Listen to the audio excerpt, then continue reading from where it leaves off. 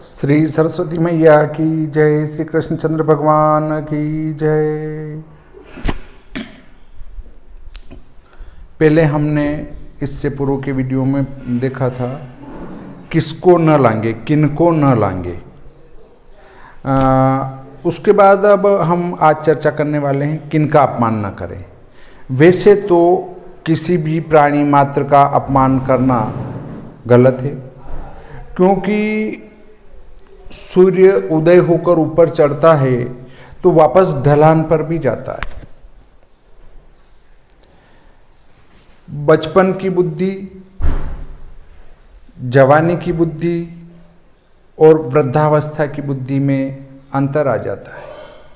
इसलिए हम यौवनावस्था में किसी का भी अपमान करेंगे तो वो गलत रहेगा। देखिए, वीडियो को पसंद अवश्य करें। वीडियो चल रहा है और इस निशान पर उंगली लगाएंगे तो कोई अलग से खर्च नहीं आएगा, नेट बैलेंस नहीं उड़ेगा। इसको कहते हैं पसंद करना, और अंग्रेजी में कहते हैं लाइक करना। इसको कहते हैं नापसंद। अगर वीडियो अच्छा नहीं लगे तो इस पर भी उंगली लगा सकते हैं। अंग्रेजी में इसको कहते हैं डिसलाइक। यहाँ एक तीर का निशान होता है, उस पर उंगली लगाएंगे और वापस डबल आयत है उसके अंदर उंगली लगाएंगे तो इस वीडियो की लिंक की कॉपी हो जाएगी। फिर जहाँ चाहें जिसको चाहें भेज सकते हैं। यहाँ लिखा होता है सब्सक्राइब लाल अक्षरों में, उसके ऊपर उंगली लगाएंगे, यहाँ घंटी का निशान खुलेगा, उसके ऊपर उंगली लगाएंगे, 3 निशान और खुलेंगे, ऊपर वाले पे उंगली लगाएंगे तो आपको जैसे इधर से वीडियो डाला जाएगा शीघ्र सूचना प्राप्त हो जाएगी कि इनके द्वारा एक वीडियो अपलोड किया गया है। तो देखिए, अब चर्चा करते हैं हम किनका अपमान न करें। जो लोग किसी अंग से हीन हों, जिनका कोई अंग अधिक हो, जो विद्या से हीन, अवस्था के बूढ़े, रूप और धन से रहित तथा जाति से भी नीच हों, उनका अपमान नहीं करना चाहिए। कारण कि अपमान करने वाले मनुष्य का पुण्य जिसका अपमान किया जाता है उसके पास चला जाता है और उसका पाप अपमान करने वाले के पास चला जाता है। अब सोच लीजिए कि जैसे मैं आपका अपमान कर रहा हूं तो आपका पाप मेरे पास आ जाएगा, और मैं आपका अपमान कर रहा हूं इसलिए मेरा पुण्य आपके पास चला जाएगा। इसलिए किसी का भी अपमान न करें।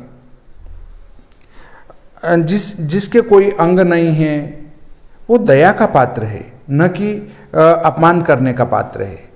कोई पागल है, किसी का मस्तिष्क कमजोर है तो वो दया का पात्र है, मजाक का पात्र नहीं है। देखिए, हम यदि किसी की बुद्धि कमजोर है उस पर हंसते हैं तो भगवान हमारे ऊपर हंसते हैं। क्यों?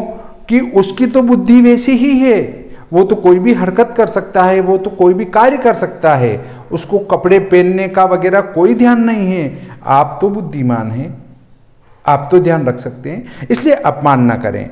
ये महाभारत में कहा गया है, हीनांगान अतिरिक्तांगान विद्याहीनान वयो अधिकान रूप रुद्र वीण हीनाश्च जाति हीनाश्च नाक्षिपेत शपता यत कृतं पुण्यम शप्यमानं तु गच्छति शप्यमानस्य यत पापम शपन्तमनुगच्छति।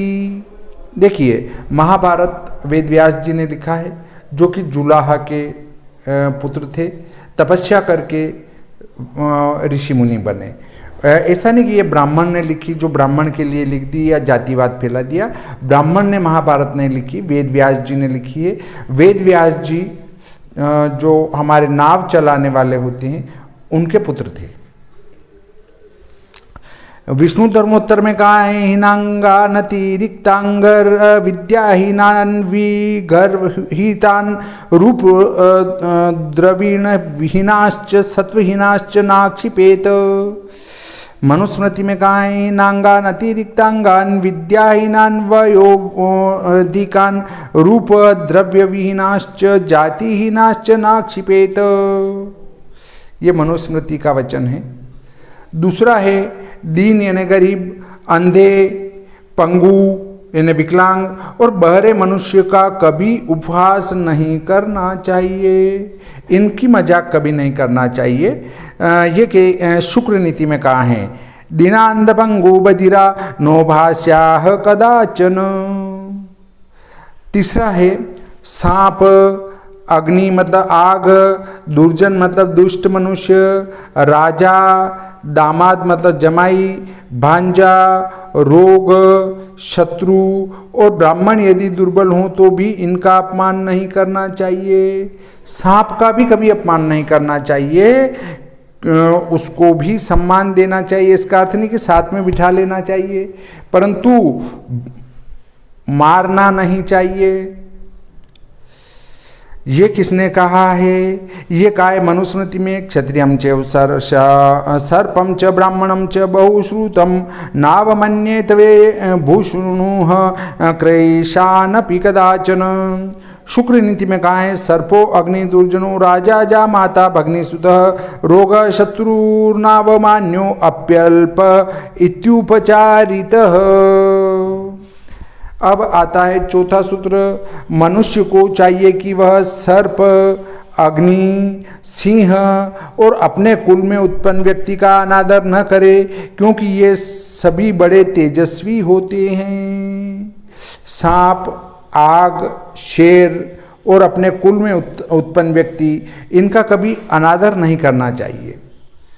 सांप का कभी अनादर नहीं करना चाहिए। ये कहा है महाभारत के उद्योग पर्व में। सर्पश्चाग्निश्च सिंहश्च कूलपुत्रश्च भारत नावज्ञेया मनुष्येन सर्वे हेते अति तेजसः। अगला सूत्र आता है पांचवा। जहाँ अपूज्य लोगों का आदर होता है और पूज्य जनों का निरादर होता है, वहाँ दुर्भिक्ष, मरण और भय ये तीन उपद्रव हो जाते हैं। मतलब जो अपूज्य हैं, जिनकी पूजा नहीं की जानी चाहिए, उनकी पूजा की जाती है, और जो पूज्य हैं उनकी पूजा नहीं की जाती है। वहाँ पर अकाल, दुर्मरण, दुर्भिक्ष, भय ये सभी उत्पन्न हो जाते हैं। देखिए, कथा करते हैं राम जी की, मुरारी लाल जी, और कथा के मंच पर अल्लाह मौला का जप करते हैं।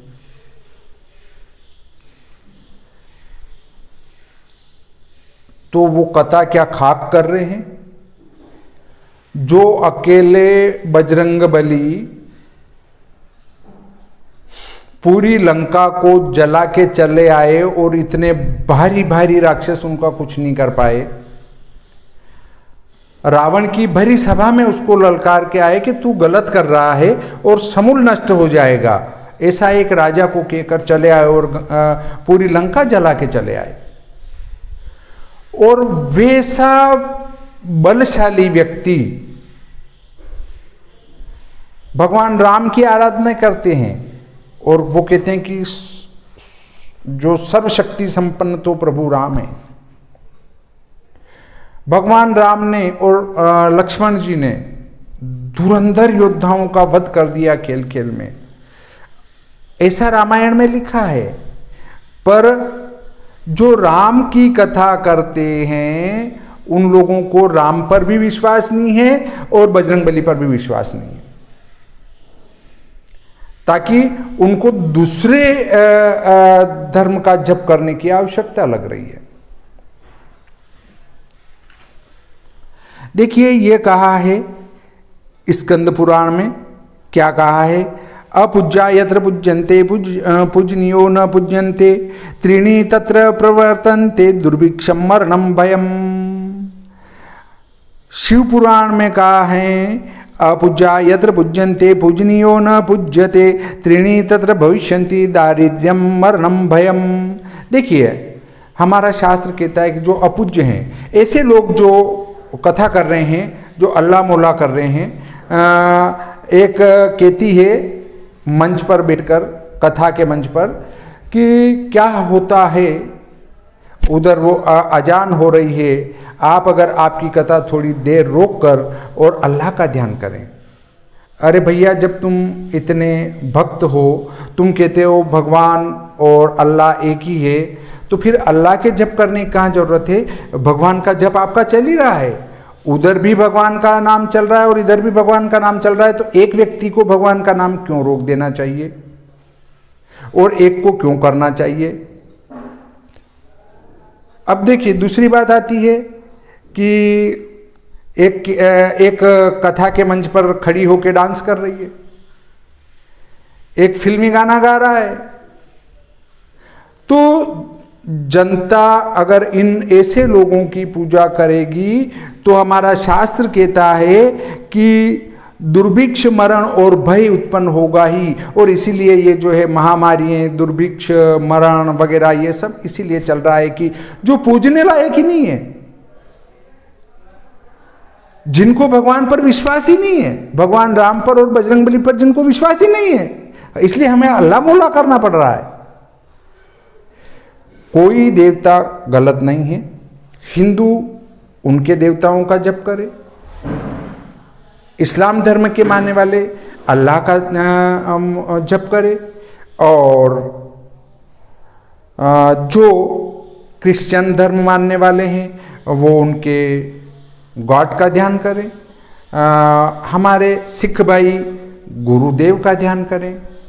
इस प्रकार जो अपने अपने धर्म, जो जिसको मान रहा है उसमें श्रद्धा है, ईश्वर एक है, तो फिर अपने अपने ईश्वर का स्वयं ध्यान करे। पर ऐसा क्यों कि हम जाके दूसरे का ध्यान करें?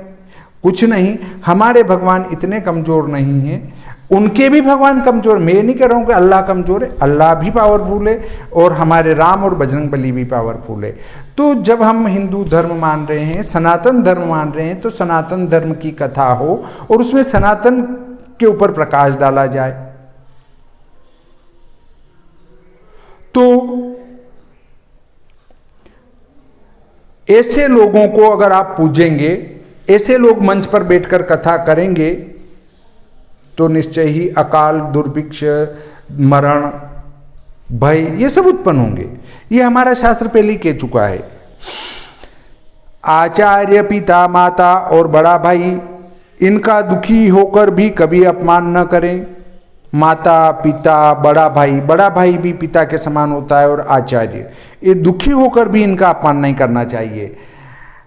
आचार्य परमात्मा की पूर्ति, आचार्य जो है परमात्मा की मूर्ति होते हैं, पिता ब्रह्मा की मूर्ति, माता पृथ्वी की मूर्ति, और भाई अपनी ही मूर्ति हैं। मतलब भाई जो है वो अपना ही स्वरूप है। इसलिए अगर बड़े भाई का अपमान कर रहे हैं तो स्वयं अपना अपमान कर रहे हैं। ये किसने कहा है? ये कहा है मनुस्मृति में, आचार्यश्च पिता च माता भ्राता च पूर्वजः नार्ते नाप्य व मंतव्या ब्राह्मणेन विशेषतः आचार्यो ब्राह्मणो मूर्ति पिता मूर्ति प्रजायते माता पृथिव्या मूर्तिस्तु भ्राता स्व मूर्तिरात्मनः। भविष्य पुराण में कहा है, पिता माता तथा भ्राता आचार्य कुरु नंदन नार्ते नाप्यव मंतव्या ब्राह्मणेन विशेषतः आचार्यो ब्राह्मणो मूर्ति पिता मूर्ति प्रजापति माताप्यथादिते मूर्तिर्भ्राता स्यान्मूर्तिरात्मनः। इस प्रकार जो है आज मैंने आपको बताया कि किन का अपमान करें। वैसे तो प्राणी मात्र में किसी का भी अपमान न करें, फिर भी जो विशेष हैं उनका अपमान बिल्कुल भी न करें। अब इससे अगले वीडियो में हम चर्चा करेंगे किन पर विश्वास न करें, अर्थात ऐसे कौन से प्राणी हैं जिन पर हमें विश्वास नहीं करना चाहिए, ऐसे कौन से व्यक्ति हैं जिन पर हमें विश्वास नहीं करना चाहिए। ये प्रकरण यहीं समाप्त करते हैं। श्री सरस्वती मैया की जय, श्री कृष्णचंद्र भगवान की जय।